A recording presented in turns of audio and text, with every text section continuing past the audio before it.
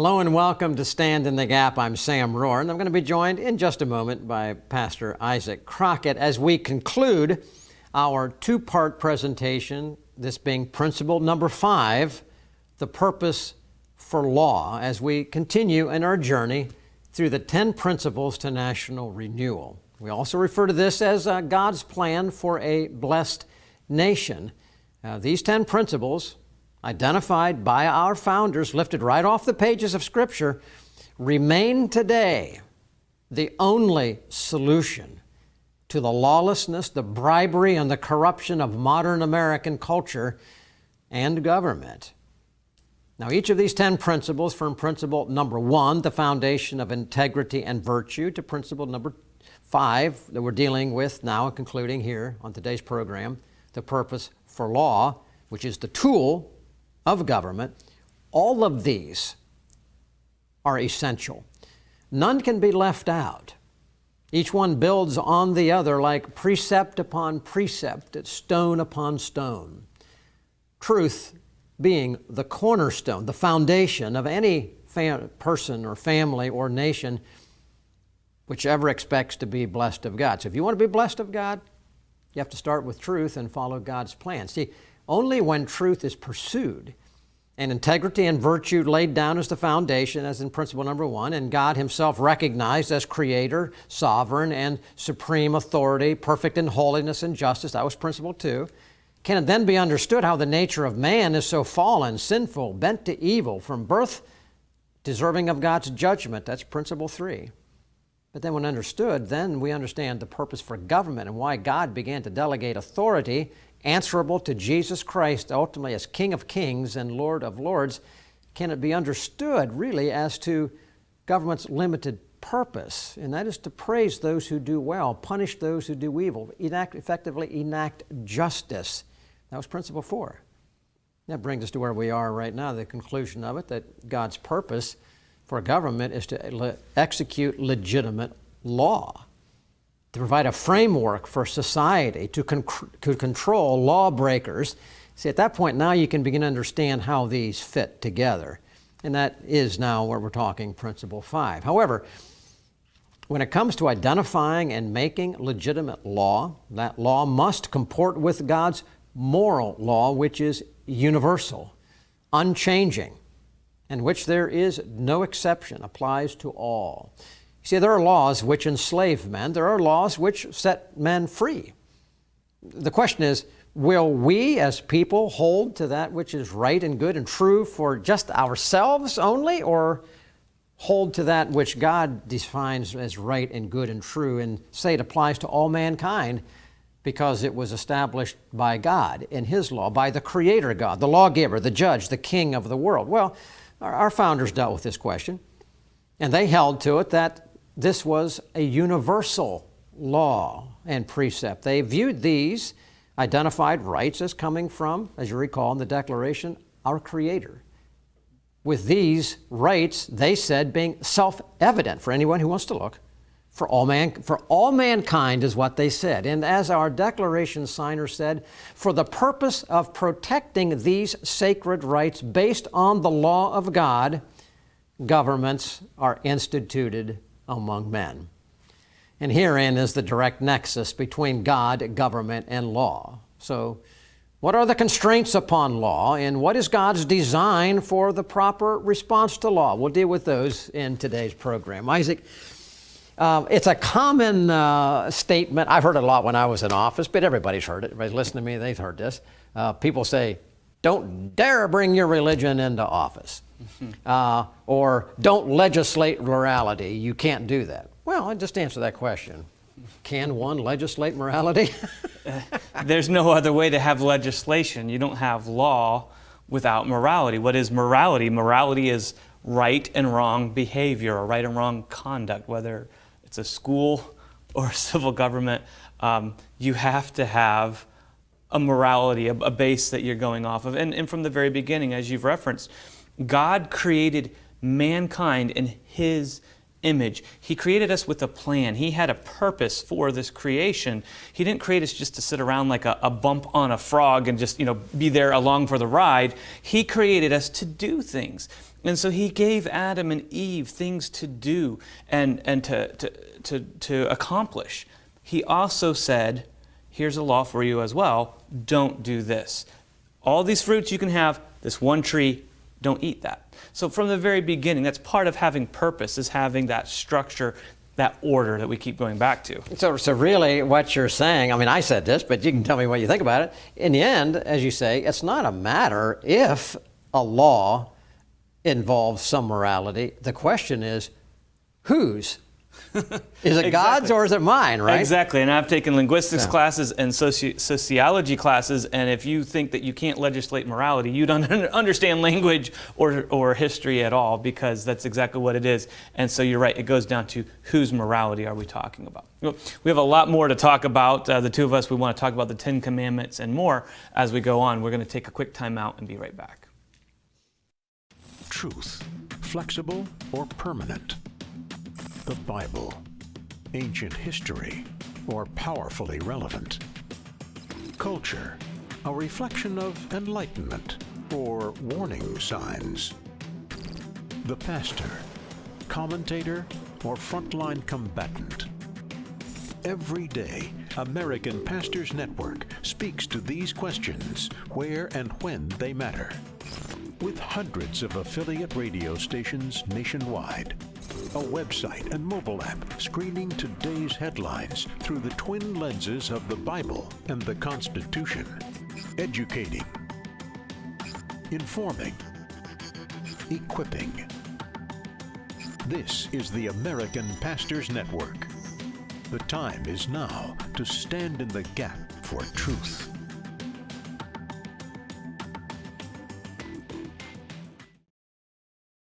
Sam, we started this program out by saying, this idea that you can't legislate morality. That doesn't even make sense, because legislation, laws are morality. But the key that you brought in was, whose morality are we going to follow? And we could go into that. But God has given us law. And when we talk about the law, we talked about this on the last program, we often think of the Decalogue, the 10 Commandments written in stone for us. Can you maybe go into that? Help as we talk about law, can you maybe help us understand how the 10 Commandments relate to law as we know it in a nation like America? I can, Isaac. I'll just be very, very simple in this regard. The 10 Commandments, God's 10 Decalogue moral laws, have always been the basis for American law. It is the basis for Western law. The concept that those 10 commandments, starting with have no other gods before me, and then going all the way down through honor thy father and thy mother, to number 6, thou shalt not murder, thou shalt not kill, number 6, to all the way to thou shalt not covet. They're all there. See, all of those, put another way, the concept of the 10 Commandments as coming from God the authority, and what we described, God is, God created, sin came, redemption is God's idea, biblical worldview. Those concepts are distinctively Western law. We all sometimes refer to as a Judeo-Christian worldview. But that is why at one point in time, Isaac, the 10 Commandments, and in still most cases, they're still there, hang behind every courtroom in America, because that is the basis for our law. It's amazing that anybody would stand up today and say that God had nothing to do with the founding of America. That our law, you don't bring up morality when we talk about thou shalt not kill. Are you kidding me?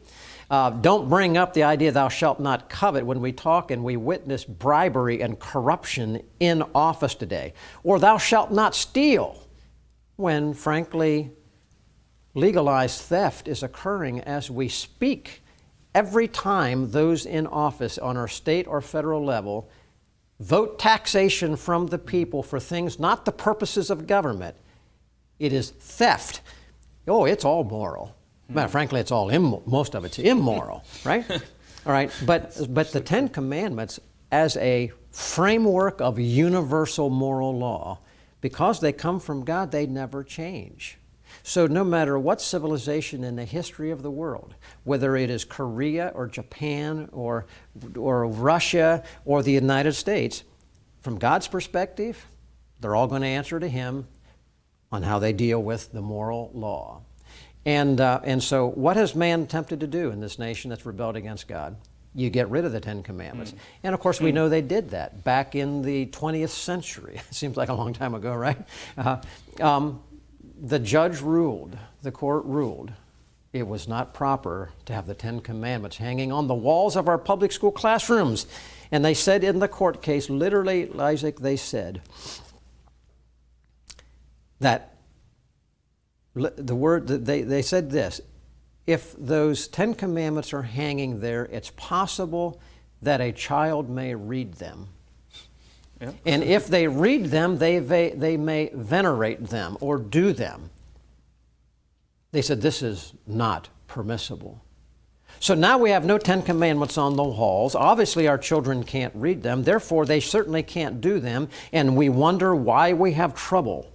Well, we're going to back all the way. Our founder said, William Penn said, and those that were around that point, when they were laying out, is it possible to come up with this holy experiment in freedom of self-government under God? And they went to the Old Testament, and they went to Deuteronomy, and they looked at all the things we're talking about in these principles. They said this, that this concept of a self-government under God could only happen if the people individually submitted themselves voluntarily to the Ten Commandments of God. And those who would be coming into office would limit their actions in office according to God's Ten Commandments. You see, Isaac, we can't get away from it. God's blessings are linked to God's law. Justice in government is linked to God's law. Any law which counters God's law is illegitimate law and brings great harm. To the extent that we mirror what God says, freedom can happen, justice will occur, and God's blessings will flow. That's pretty much what it is. Now, let me go here. There are people. It existed back then, Isaac, even with the king, and it became a matter of discussion in the days of our founder, where there was a problem with the king would make law. He was everything. He made the law, he enforced the law, he interpreted the law, and there was a problem because he thought he was above the law. That was a problem. So what's a principle there that they put into effect that we ought to remember today? Yeah, that Lex Rex principle, I think the law over king, goes way back even before King George, and it goes back even into Bible times. But it's so ridiculous when people try to hide from these things. It's like a little child trying to close their eyes and say, I don't see you, so therefore you don't see me. God sees it all. And when kings behave this way, where they don't put the law above themselves, they think that somehow, like you said, they can create and enforce a law, but they are not held responsible by it. And it's not just kings. You see it all the time in government. Lower levels of government, higher levels of government, and enforcement of it as well, where people think that they are above the law. If it's a father in the home or a mother that they tell their kids to obey certain things, but they do different things, it totally corrupts what God has put their authority there for, and it can turn their kids against all sorts of types of authority. And it goes all the way up the line, all the way to governors and presidents. If they don't obey the law, if they're not under the law, it can corrupt the whole system. And that is what we would call a tyrant. A tyrant is one who thinks that he or she doesn't have to obey the law. They can do everything else, but they don't have to obey the law. And that's not how God designed it. God's design was His authority is then mitigated out through these other authorities, and it keeps going. But all these authorities answer to Him. How is this? Maybe you could kind of take us through explaining that. Why God put that there in such a way, this God of order. Well, Isaac, God laid it out. But before I go there to say, because there's conflict that occurs, but I want you to, if you don't mind, can you pursue this just a little bit more? Because you're talking about the fact that no one is above the law, the lex rex. That's important because in the administration of law, we should be pointing to the God of heaven, being under authority. So the Scripture does speak about the law and a purpose of the administration of it should do something in it. Explain that, if you don't mind here. Right. Okay. So in the New Testament, Paul, who was such a legalist, he was a Pharisee of the Pharisees. He loved the law. And again, we're referring to biblical laws, the Ten Commandments and the Old Testament laws. And he gets transformed, completely changed. Paul, the apostle now, and he writes to the Galatians. He says that the law was our schoolmaster. It was there to teach us things about God and to keep us as kids from going into our own demise. But he said it was a schoolmaster to bring us unto Christ. And you can read this in Galatians chapter 3, verses 24, 25, and even into 26. He says, but after faith is come, we are saved, we put our faith in Jesus Christ. So Jesus came and he fulfilled the law and he had victory over all that and gave us salvation through him. Since then, the schoolmaster brought us to him. He says that faith has come, we are no longer under a schoolmaster. But see, Isaac, the idea there, again, this is all part of God's plan of redemption. In a biblical worldview, all ties back into exactly what we've talked about. God as creator, perfect. Man as a sinner in need of, but God being just. The law does it in some respects. The Lord speaks to us about the idea that the law was created for the lawbreaker. But it ultimately, doesn't that show us that no one can keep the law? I mean, I think of when Christ came on and spoke on the Sermon on the Mount. He brought up all of the Ten Commandments. But then he was looking around some of these hypocrites around there and he said, aha, you think that you haven't killed somebody. You think that you can earn your way to heaven. You think you're perfect? Let me just tell you right now. Are you angry? Have you been angry with somebody in your heart for unrighteous reasons? Well, if you have, you're guilty of murder, because you've killed your brother. Have you looked around, you man who think you're perfect? Have you ever lusted after a woman? Well, I haven't committed adultery. Oh no, you've committed adultery in your heart, so you've sinned. The point being, nobody can keep the law. We are guilty before God. So the schoolmaster, the law, helps to then direct us to the fact that we can't help ourselves. Right? So continue on that, but I was going to bring that up. And that's what brings us, you said the word redemption. That brings us back to the grace of God, that he forgives and he restores. Redemption is that restoration then of how God had originally made us before Genesis chapter 3, before the curse, and it all comes full circle. And so that's where God's law actually points us to God and to a way of salvation from our own selves, from our own sin. And bringing that just real quickly, I know something you talk about a lot, a question you get often is, what do we do when there's a conflict between God's law and man's law? What if man-made laws tell us to do something differently than what God said or forbid us from that? Isaac, we could spend hours and hours on this. Ladies and gentlemen, you heard Isaac's question. Let me try to answer it just briefly like this. Laws, the laws of God, can often be conflicted with unjust laws of man. Now, I'm too broad for me to get into super detail here right now, other than this. There is a principle that says we should obey God rather than man. God is over Caesar, the law. I'll just take you back to Romans 13. You study the passage out, and we talked in the last program about God the Father having established authority. He ranked them. Be subject to the higher powers. Ranking of authority. God ordained and ranked authority. The point being here, every person is ultimately accountable and responsible to the God of heaven. When the government of Babylon told Daniel that he could not pray, Daniel obeyed God and continued to pray. And that meant he also disobeyed the civil law.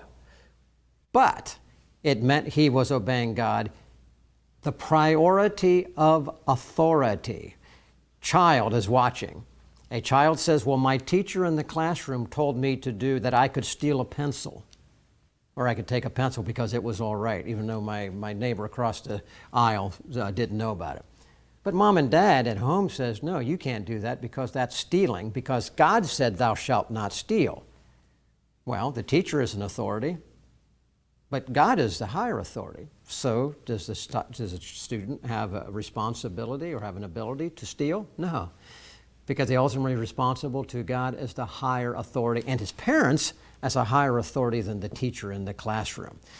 This is a balance. Prioritization of authority. Always the higher authority prevails, just like in the military, same in God's economy. When we understand that principle, it helps us to decipher a great deal when we say no to something that government says, when government may say something which is counter to what God has said. Isaac, that'll be my brief answer to your question. We'll be right back. Stand in the Gap is produced and recorded in the studios of Lighthouse TV, positively different television.